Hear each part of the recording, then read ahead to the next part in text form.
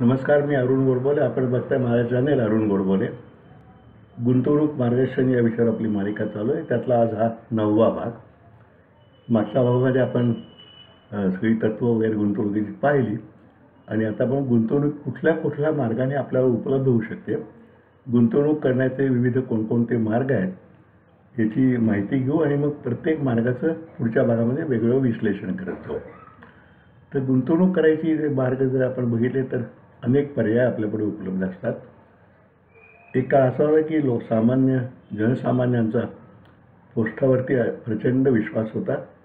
त्यामुळे पोस्ट ऑफिसमधल्या गुंतवणुकी व अल्पबचतमधल्या गुंतवणुकी हा एक महत्त्वाचा गुंतवणुकीचा मार्ग उपलब्ध लोकांच्याकडे होता.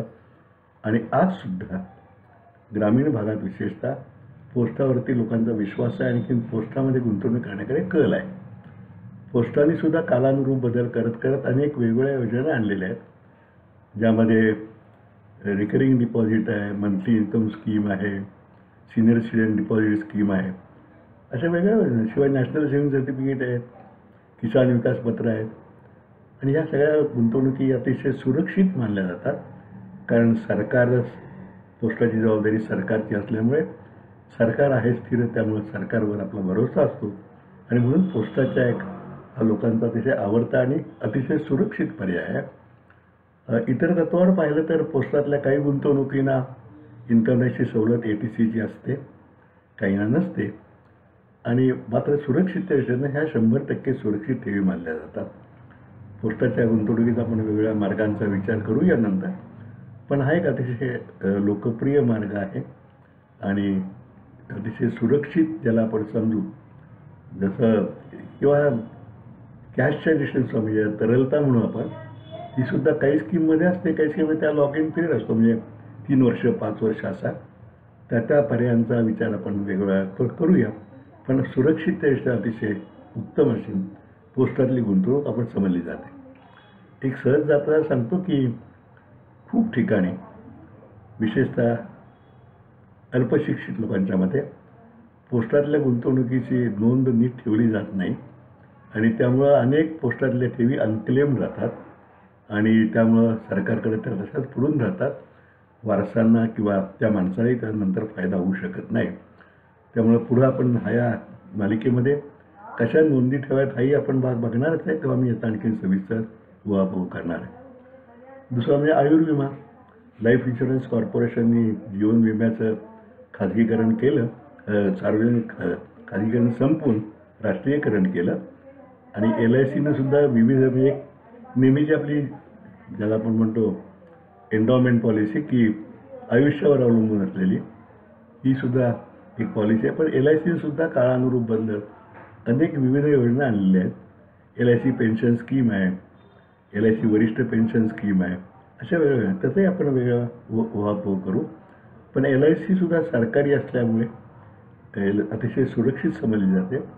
परतावाही बऱ्यापैकी असतो. यातल्या काही म्हणजे विमा हप्त्याला सूट आहे ATC खाली, बाकी वरिष्ठ पेन्शन वगैरेला सूट नाही आहे. पण त्याचा आपण त्या वेळा उहापोह करू. पण LIC सुद्धा अशी सुरक्षित गुंतवणूक समजली जाते. आता खाजगी गुंतवणूक या क्षेत्रामध्ये सरकारने मान्य केली आहे, त्यामुळं खाजगी विमा कंपन्याही आहेत, त्यांच्याही वेगवेगळ्या योजना असतात. पण त्या सुरक्षितपणे शेवटी त्या कंपन्या असतात ना, सरकार नाही त्याच्या मागे. त्यामुळे सुरक्षितते दृष्टीने त्या आपण विचार करून त्यात गुंतवणूक करणं हे आवश्यक ठरतं असं मला स्वतःला वाटतं. याशिवाय बँकांच्या ठेवी हा एक अतिशय लोकप्रिय प्रकार आहे. बँकांचे 3 प्रकार आहेत. सरकारी बँका म्हणजे नॅशनलाइज्ड बँका, बँकाचं 69 साली राष्ट्रीयकरण झाल्यानंतर तेव्हा 14 बँकांचं राष्ट्रीयकरण झालं, नंतर आणखीन काही बँकांचं राष्ट्रीयकरण झालं. या सरकारी बँका ज्याला सरकारचा पूर्ण सपोर्ट आहे. आणि दुसरा प्रकार तो खाजगी बँका. काही काळामध्ये बदलत्या काळामध्ये खाजगी बँकांना परवानगी नव्हती, जुन्या होत्या त्याच चालू होत्या, त्या बहुसंख्य छोट्या होत्या. पण अलीकडच्या काळामध्ये गेल्या 5-6 वर्षापासून खाजगी बँकांनी सरकारने परवानगी दिलेली आहे. त्याप्रमाणे वेगळ्या खाजगी बँका आहेत. उदाहरण द्यायला कोटक महिंद्रा बँक आहे वगैरे, अशा बँका सुरू आहेत. HDFC बँक आहे. या खाजगी कंपन्यांनी चालवलेल्या बँका आहेत, पण त्याही ठेवी सुरक्षित मानल्या जातात बऱ्याचशा प्रमाणामध्ये. तिसरा प्रकार सहकारी बँका. कोऑपरेटिव्ह मुवमेंट आपल्याकडे महाराष्ट्रात तर विषय थोडा विषय महाराष्ट्र, गुजरात आणि मध्य प्रदेशमध्ये सहकारी बँकांचा ठेवीवरचा व्याजदर नेहमीच सरकारी बँकांपेक्षा जास्त असतो. त्यामुळे काही लोक तिकडेही आकृष्ट होतात. अर्थात सुरक्षिततेच्या दृष्टीनं सरकारी बँकांपेक्षा थोड्या कमी समजल्या जातात. कारण शेवटी त्या सहकारी सोसायट्या आहेत. काही वेळा बँका अडचणीत आल्याचं आपण बघतो सहकारी बँका, किंवा त्याचाही पर्याय आपण वेगळा तेव्हा विचार करू. शिवाय बँकांच्याही विविध ठेवी असतात. म्हणजे पुनरावृत्ती रिकरिंग डिपॉझिट स्कीम असते, नंतर वेगळ्या ठेवी त्यांचे प्रकार करतात. ग्राहकांना आकृष्ट करणं व्यवसायाविषयी आवश्यक असल्यामुळं असे वेगवेगळे प्रकार त्यांनी काढले. त्याचाही आपण उहापोह त्या वेळेला नंतर करूया. नंतरचा जो प्रकार येतो तो म्हणजे लँडेड प्रॉपर्टी. स्वतःला आपल्याला राहायला घर हा एक प्रकार झालाच, पण त्याशिवाय घर हे गुंतवणुकीचा पर्याय म्हणून, म्हणजे एखादा फ्लॅट किंवा एखादा जमिनीचा प्लॉट यामध्ये लोक गुंतवणूक करू इच्छितात. कारण ह्या जागांच्या किमती नेहमी वाढत असतात आणि त्यामुळं त्यात विकूनसुद्धा किंवा भाड्याच्या उत्पन्नाचा फायदा होऊ शकतो. पण ह्या सुरक्षित गुंतवणुकी मिळाल्या, पण त्यासाठी त्याची टायटल डीड्स बारकाईने तपासणं आणि ती खात्री करून घेणं, शिवाय तिथं कोणाचं एन्क्रोचमेंट होत नाही ही काळजी घेणं, विशेषतः मोकळ्या प्लॉटच्या बाबतीत ही त्यामध्ये काळजी घेण्याचा भाग असतो. आणि त्याच्यावरचं जे रिटर्न आहे किंवा यील्ड आहे आपण म्हणून त्याला, ते अवलंबून आहे महागाई किती प्रमाणे, त्या तिथल्या जागेला किती डिमांड येईल यावरती ते अवलंबून असतं. इन्कम टॅक्सला ATCला यातली काही वजावट मिळत नाही. अर्थात नवीन घर तुम्ही घेत असाल तर काही प्रमाणात वजावट मिळू शकते त्याला, आणि येणारं उत्पन्न करपात्र असतं. घर विकल्यानंतर झालेला फायदासुद्धा लॉंग टर्म कॅपिटल गेन काही प्रमाणामध्ये करपात्र असतो. त्यातनं काही सुटीचे मार्ग आहेत, त्याचाही आपण तेव्हा विचार करूया. आणि दुसरी गोष्ट की ह्याच्यामध्ये तरलता ज्याला आपण म्हणतो की घरातली गुंतवणूक पटकन तुम्हाला रिकामा आज उद्या पैसे वेळेत असे उभे होत नाहीत, विकायला वेळ लागतो, हा त्याचा भाग झाला. नंतर कंपन्यांच्याकडे मुदत ठेवीचा एक प्रकार आहे. हल्ली आता कोणी कंपन्या घेत नाही, पण एक काळ असा होता की कंपन्या मोठमोठ्या मुदत ठेवी घ्यायच्या आणि लोकांना त्यावरती व्याजदर बँकेपेक्षा थोडासा जास्त असायचा. हल्लीच्या काळात त्या फार कमी झालेल्या आहेत. पण ह्यात सुद्धा सुरक्षितता म्हणजे त्या कंपनीच्या आर्थिक सुस्थितीवरती सुरक्षितता अवलंबून असते. आणि व्याजदर जास्त जरी असला तरी विशेषतः फार व्याजदर कोणी द्यायला लागलं तर आपण संशयानं त्याकडे पाहिलं पाहिजे असं मला स्वतःला वाटतं.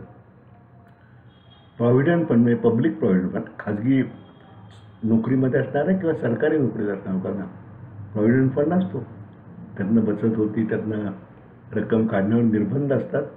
पण याशिवाय सरकारनं पब्लिक प्रॉव्हिडंट फंड योजना 1983 सर्वात सुरू केली आणि अतिशय आकर्षक योजना, ज्यामध्ये व्यावसायिकसुद्धा आपले पैसे गुंतवू शकतात.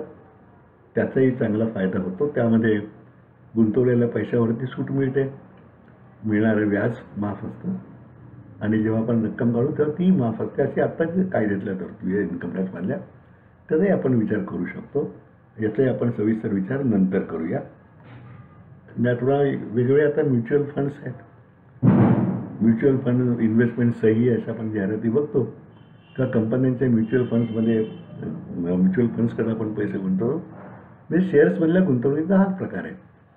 शेअर्समध्ये आपण स्वतः गुंतवतो पैसे, इथं आपण आपले पैसे म्युच्युअल फंडाकडे वर्ग करतो आणि ते योग्य त्या तऱ्हेने ते मॅनेजमेंट जे करणारे लोक आहेत ते करतात.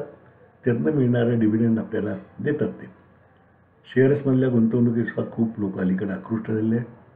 गेल्या 10 वर्षामध्ये बारक्या इन्व्हेस्टर्सनी सुद्धा शेअर्समध्ये खूप पैसे गुंतवले आणि ते बारकाईनं लक्ष ठेवून असतात. त्याही गुंतवणुकीचा अभ्यास आपण सविस्तर करणार आहोत. अर्थात म्युच्युअल फंड्स आणि शेअर्सची गुंतवणूक तसं म्हटलं तर एकाच प्रकारची असते. शेअर्समध्ये आपण स्वतः गुंतवतो, म्युच्युअल फंडमध्ये आपण दुसऱ्याच्या हातानं त्यामध्ये गुंतवणूक करतो. म्हणजे आपल्या पैशाचं व्यवस्थापन दुसऱ्याकडे देऊ शकतो, असं ही म्युच्युअल फंडची गुंतवणूक आहे. आणखीन एक प्रकार आहे जो गव्हर्नमेंट सिक्युरिटीज. आत्तापर्यंत गव्हर्नमेंट सिक्युरिटीज फारशा उपलब्ध नव्हत्या, पण नुकतंच मोदी सरकारने जाहीर केलं की व्यक्तिगत तुम्ही डायरेक्ट बॉन्ड्स खरेदी करू शकाल गव्हर्नमेंट सिक्युरिटीज. त्याप्रमाणे त्याचाही आपल्याला विचार करता येईल. आणि अतिशय आवडती गुंतवणूक लोकांची म्हणजे सोन्यातली गुंतवणूक. सोनं किंवा चांदी नाही, पण आपल्याकडे विशेषतः गुरुपुरुषाला सोनं घ्यायची अशी खूप लोकांची प्रथा असायची. आणि ही गुंतवणूक सेफ समजली जाते, कारण सोन्याचे दर कधी नेहमी महागाईबरोबर असतातच, किंवा जास्त असतात. त्यामुळे ती गुंतवणूक कधी वाया जात नाही. शिवाय ते केव्हाही मोडता येतं आपल्याला बाजारात जाऊन. फक्त त्यावरती असं रिटर्न म्हणलं तर दरसाल काही उत्पन्न मिळत नाही. जेव्हा तुम्ही विकाल तेव्हाच त्याचा तुम्हाला फायदा होऊ शकतो. चांदीचंही असंच आहे. या चांदी आणि सोने या दोन्हीचे दर कायम वाढते राहिलेले आहेत. आपण बघितलं तर 1968च्या सुमारास सोन्याचा दर 230 रुपयेवर होता. 59 माफ करा 1952-55ला तर 100 रुपये होता. 67ला 200 होता. आज जवळजवळ 49,50,000च्या आसपास आहे तोळ्याचा दर. हे 10-11 ग्रॅम म्हणून. तेव्हा हेही गुंतवणुकीचा एक प्रकार आहे. चांदीमध्ये आपण घरातली भांडी चांदीची लोक घेतात, पण चांदी म्हणून गुंतवणूक करणारे काही लोक आहेत जे चांदीच्या चिपा मिळतात त्यामध्ये गुंतवणूक करतात. त्यामध्ये त्याचा हाच हेतू असतो. याशिवाय अलीकडच्या काळामध्ये सोनं म्हणा, चांदी म्हणा, याचे एक्सचेंज ट्रेडेड फंड्स आहेत, त्या कमोडिटी फंड्ससारखे, त्यामध्येही आपल्याला गुंतवणूक करता येते. या सगळ्या भागांचा, या सगळ्या विविध मार्गांचा आपण तपशीलवार अभ्यास पुढच्या भागातून करणार आहे. त्या मार्गाचा, त्या गुंतवणुकीच्या प्रकाराचा काय फायदे आहेत, काय तोटे आहेत, काय काळजी घ्यावी, आपण नंतर भाग बघणार आहे. या भागामध्ये फक्त आपण वेगवेगळे पर्याय आपल्यापुढे काय उपलब्ध आहेत याचा आपण माहिती घेतली. आपण आपल्या शंका, सूचना, अभिप्राय मला माझ्या 98-220-16-299 या फोनवर किंवा arun.godbole009@gmail.com या मेल आय डीवर जरूर कळवा. आपल्या सर्व सूचनांचं स्वागत आहे. नमस्कार.